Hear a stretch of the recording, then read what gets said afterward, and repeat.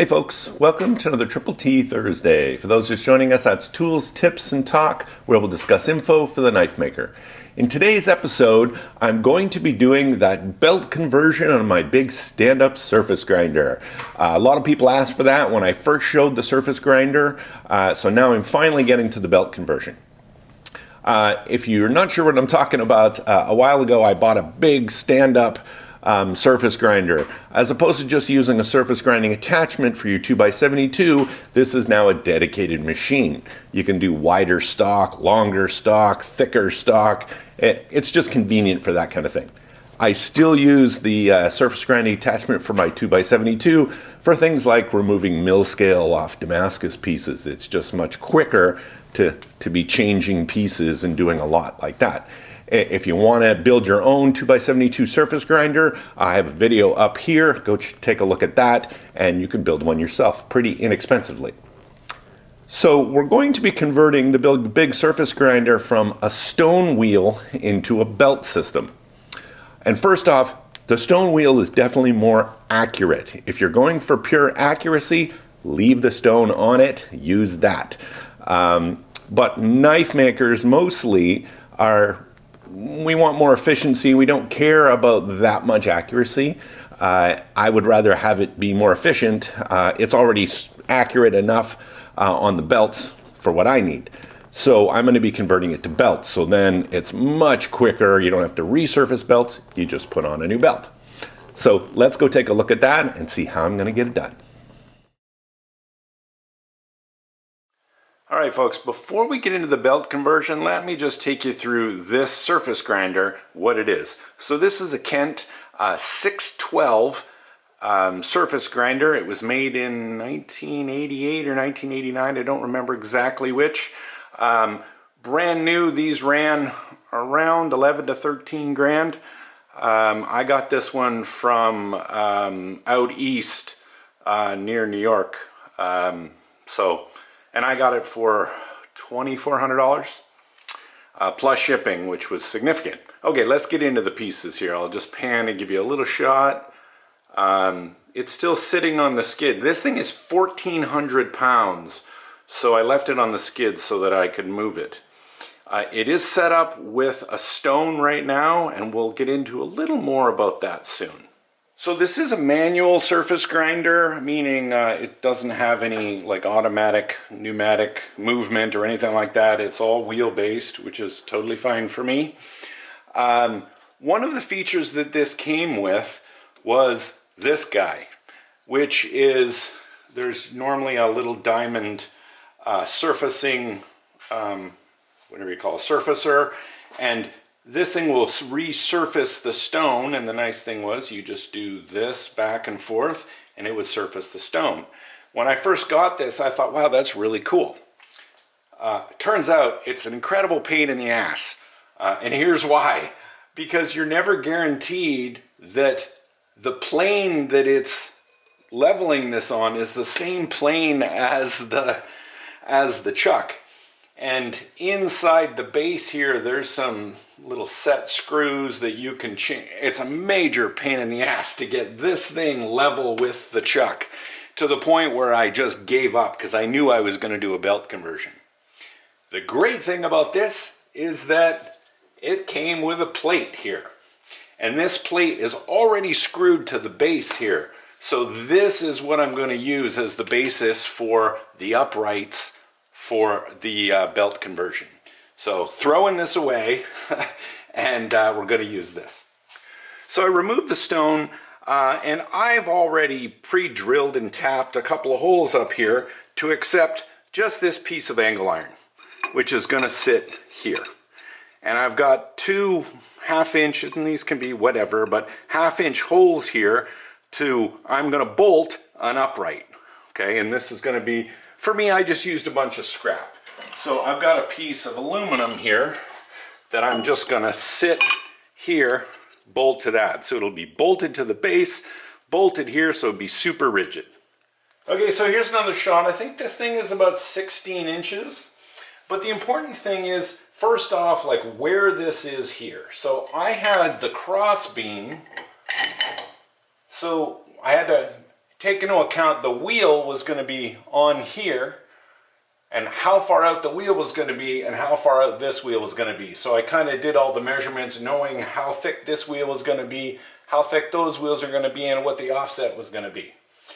And we'll get to the wheels in a little bit. Then I just took a belt and just kind of, you know, got this in the right direction, at least roughly.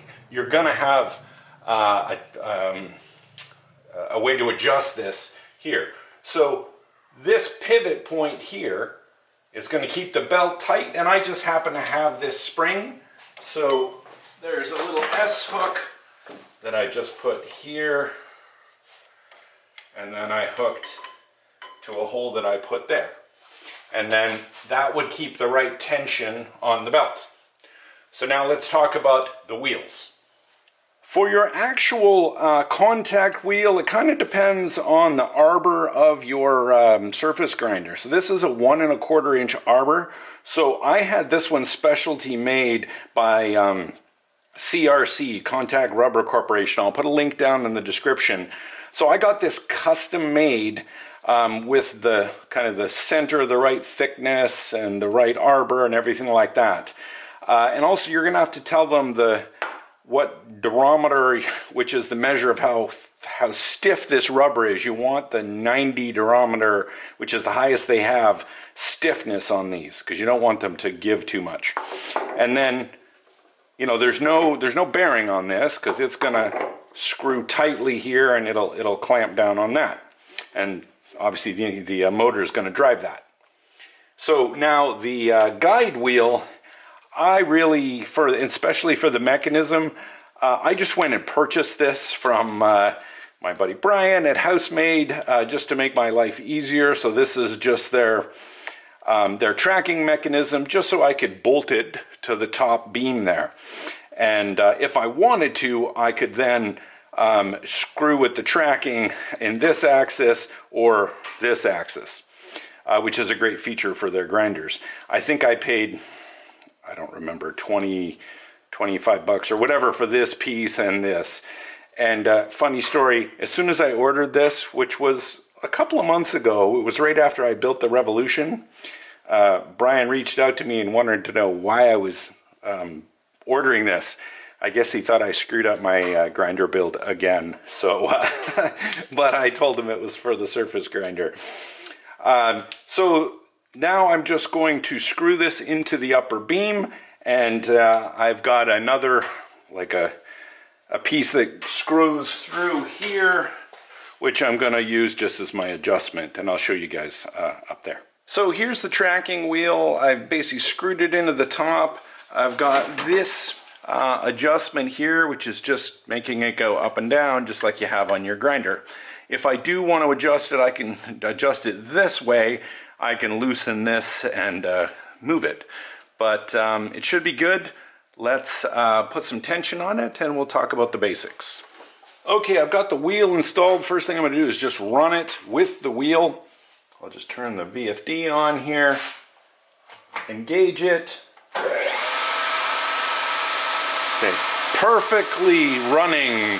It's not vibrating. It's totally perfectly balanced, which is a great thing about getting a custom one made from these guys. All right, so let's talk about the chuck for a little bit, because that's important.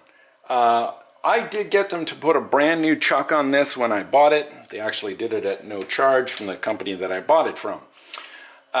This particular grinder is only meant for a 12-inch chuck.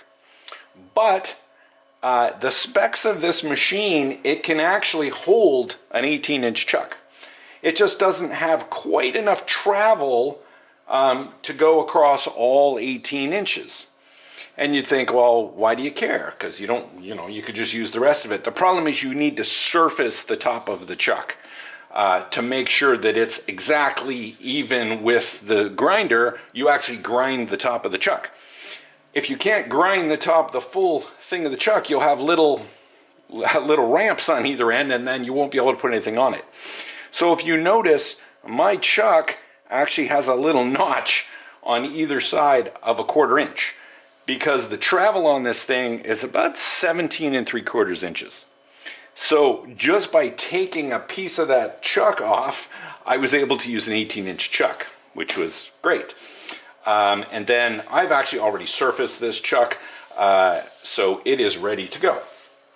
Also, before doing the chuck, just to make sure that this was completely level, I actually put a file down on the mag chuck, turned on the mag chuck, just a regular Nicholson file, and then I just ran the wheel over that file lightly just to make sure that it was perfectly level and perfectly flat, the wheel. Then I went and I just used a 120 belt and I just surfaced the top of the chuck to make sure it was all nice and level. Okay, so now I'm going to put a belt on this. We'll put it under tension, and then we're just going to spin it by hand, and I'll just show you guys the tracking. So it's actually really hard to get this all in one frame, so I'm just going to show you from here. So I just pull down the arm, put this on, and now I just did this by hand and checked the tracking, so I can see it's off. So I'm going to just go adjust my tracking here and just run it a bit by hand. That's pretty close, maybe just a little bit more.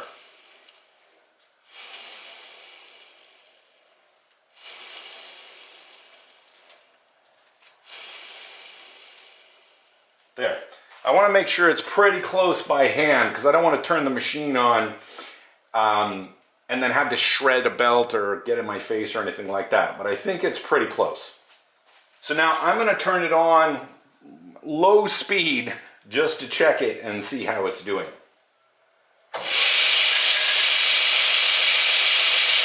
Okay, so that's running pretty well. It's at about a little less than half speed. Let's crank it up and see what it does.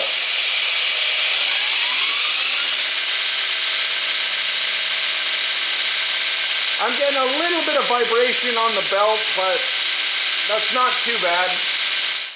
So I've zoomed you guys in a little bit. Now that I have the belt tracking, I want to try this out. So I've just got a little piece of, this is actually a piece of stainless, a little CPM 154 I've got left over. So just going to put it down on the chuck. It's nice and tight. Now I'm going to move this over and I'm going to just drop the head until it's close. All right, now we're going to turn it on. Now, since the belt is going this way, you're much better off to grind when the table is traveling this way. It's just easier to get a good depth of cut.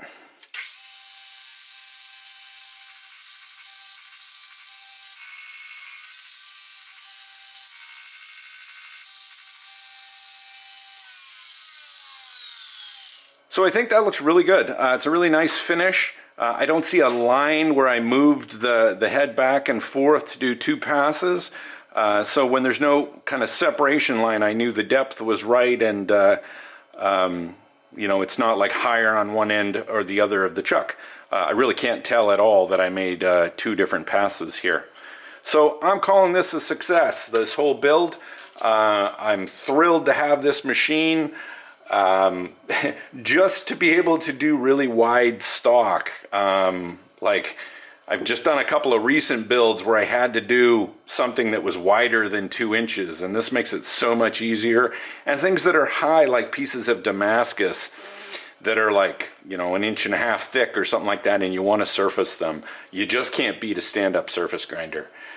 So this belt conversion will help immensely. The stones are just I don't need that much precision, and they're a pain in the butt and they take forever. So really happy with this. So check out the links if you need, links in the description if you need a contact wheel like this. And you saw the basics of the construction here. It's very simple to put together.